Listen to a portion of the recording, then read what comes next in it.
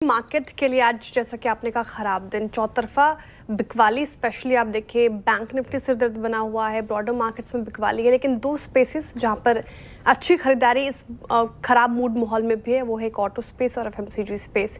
उस पर बाद में बात करेंगे सर। लेकिन जिस तरीके से मार्केट आज मूव किया डोनाल्ड ट्रंप के अतिरिक्त टैरिफ के बाद, तो अब क्या लगता है विघ्न बाजार का कौन हरेगा और कौन से लेवल सब इम्पोर्टेंट, क्या करना चाहिए ऐसे में? बिल्कुल, आपने कहा चौतरफा नहीं, तीतरफा कह लेते हैं, है ना।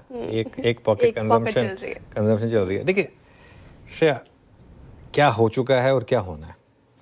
क्या हो चुका है वो हमें पता है, टैरिफ लग चुका है। क्या होना है, जीएसटी कट। तो इसीलिए मार्केट अब क्या कर रहा है, मार्केट की पूरी उम्मीद अब जीएसटी कट से।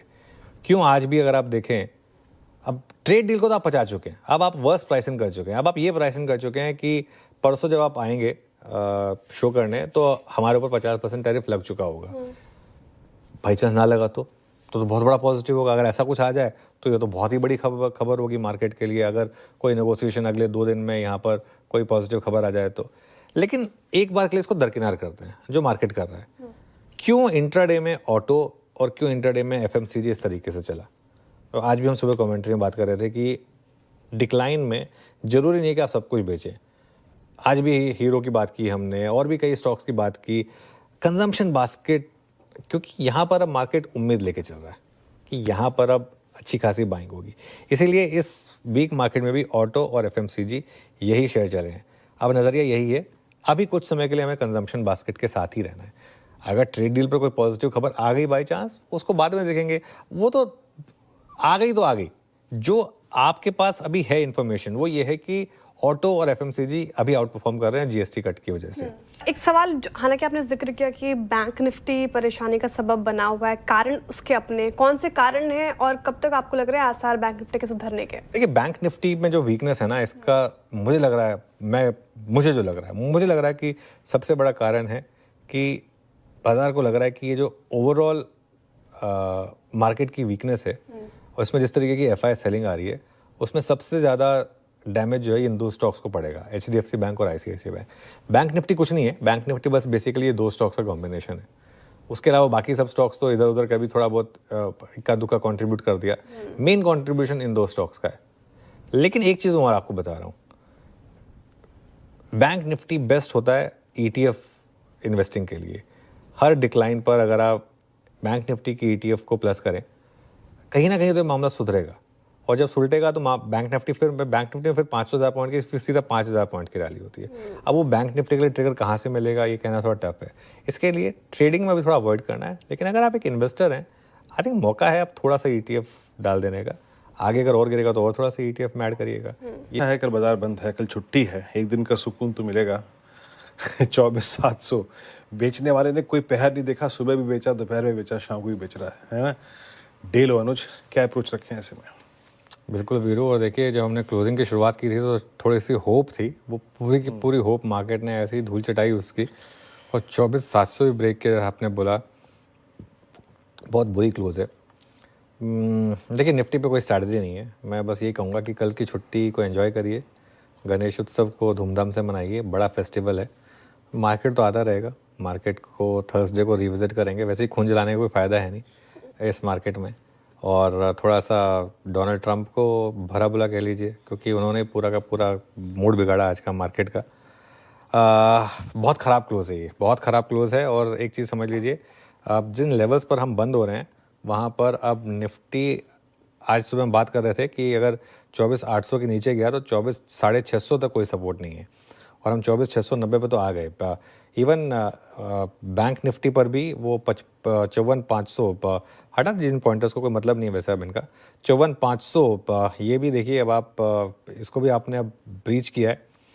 एक उम्मीद ये रहेगी कि थर्सडे मॉर्निंग को, क्योंकि मार्केट में आज इतनी बड़ी गिरावट हुई, शायद थोड़ी शॉर्ट कवरिंग आ जाए वीरू।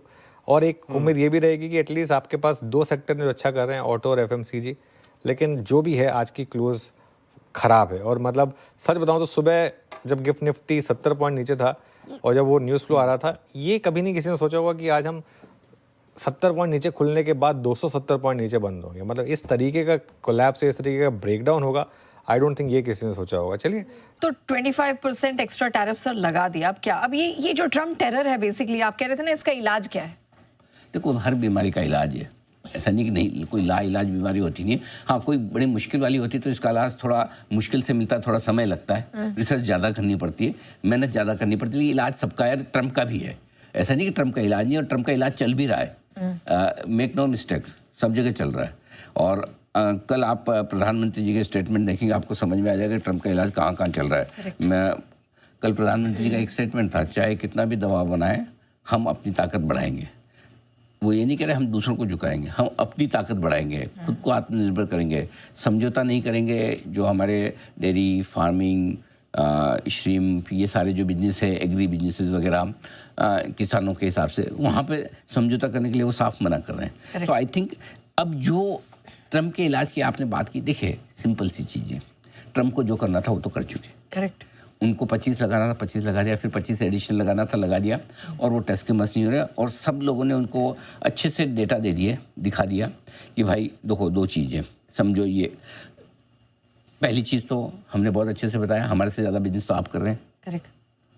ट्रम्प के प्रेसिडेंट बनने के बाद रशिया से बिजनेस इतना बड़ा, खुद रशिया के प्रेसिडेंट ने बोला 20% बढ़ गया। सही बात। ठीक है, हमारे से ज़्यादा तेल चाइना ले रहा है, हमारे से ज़्यादा गैस यूरोपियन यूनियन ले रहा है, आप सिंगल आउट कर रहे हो। करेक्ट। ठीक है। दूसरा, जो 2 दिन पहले जयशंकर साहब ने बोला ना, वो तो कमाल ही है भाई। हाँ। उन्होंने बोला कि अगर हम मुनाफाखोरी कर रहे हैं, समझो हम सस्ता तेल खरीद रहे हैं रशिया से, रिफाइन और प्रोसेस कर रहे हैं, आपको एक्सपोर्ट कर रहे हैं, इनको आप बंद कर दो ना। आप बंद खरीदो भाई, अगर आप नहीं लोगे तो मैं बेचूंगा किसको, और नहीं बेचूंगा तो लूंगा क्यों? खुद पे कंट्रोल करो। वो हो नहीं रहा, ये फ्रस्ट्रेशन है।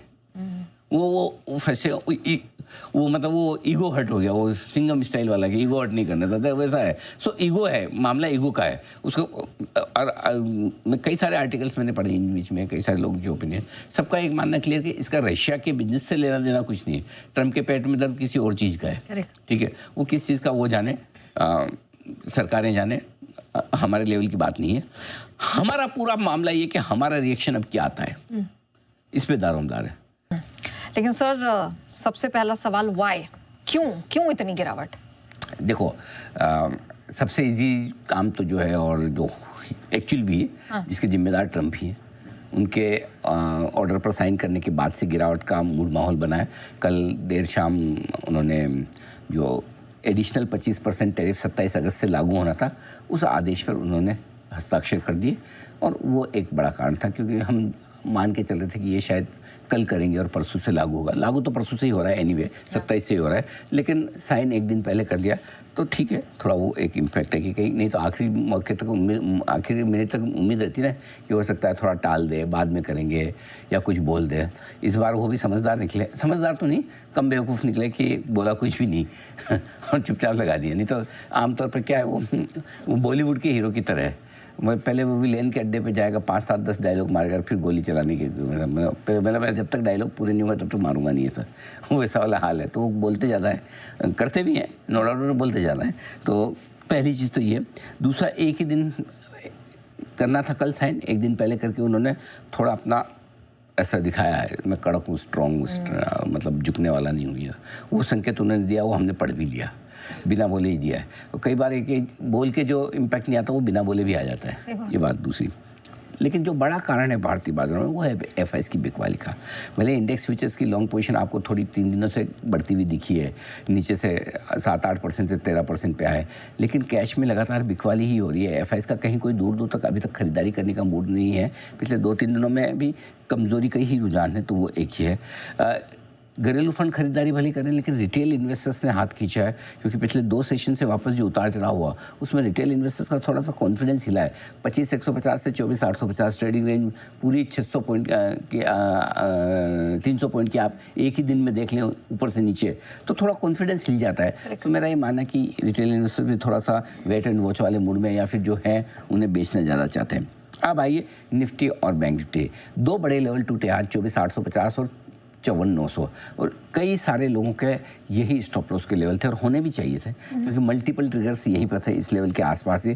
तो ये लेवल टूटने के बाद जो डिसिप्लिन ट्रेडर्स हैं, जो सिस्टम में लेवल्स के हिसाब से काम करते हैं, टूटने पर बिना इमोशंस के अपने काटते हैं पोजीशन, जाहिर सी बात है 100 पॉइंट निफ्टी वहाँ से निकला, 24,850 से 24,750 आया। बैंक निफ्टी तो आप देख ही लीजिए 54,900 से 500 पॉइंट निकल गया। तो जाहिर सी बात है काफ़ी ऐसे इन्वेस्टर्स, काफ़ी ऐसे ट्रेडर्स होंगे जिन्होंने अपने स्टॉप लॉसेस ट्रिगर किए हैं। ये भी बाजार पर थोड़ा दबाव बनाया। इसी लिहाज से जो बड़े दो सपोर्ट लेवल को तोड़ने के बाद तकनीकी तौर पर बाजार थोड़ा सा कमज़ोर होता हुआ दिखा। तो ये सारे कारण हैं जिसकी वजह से बाजार में एक साथ इतनी आज फिर से नई गिरावट है। आज की गिरावट को मैं नई गिरावट, इतनी से ज़्यादा नई गिरावट कहूँगा। आज आपको फ्रेश नई कमजोरी मिली है इस बाजार में। 3:30 के बजे आपको नहीं लगता नेहा जी मार्केट बंद करने का टाइम 2:30 बजे होना चाहिए? 2:30 बजे तक तो ठीक ठाक ही था। 3 से पहले ही बंद कर देना चाहिए। 3 से पहले, मैं तो 2:30 की बात कर रहा हूँ। 3:30 में, और स्पेशली नेक्स्ट डे जब छुट्टी हो उस दिन तो ज़्यादा ही जल्दी है। हे भगवान। चलिए, लगता है 24,630 50 जो भी है टारगेट, आज ही हड़बड़ी और जल्दबाजी है निफ्टी को सब सारी जगह पहुंचने की।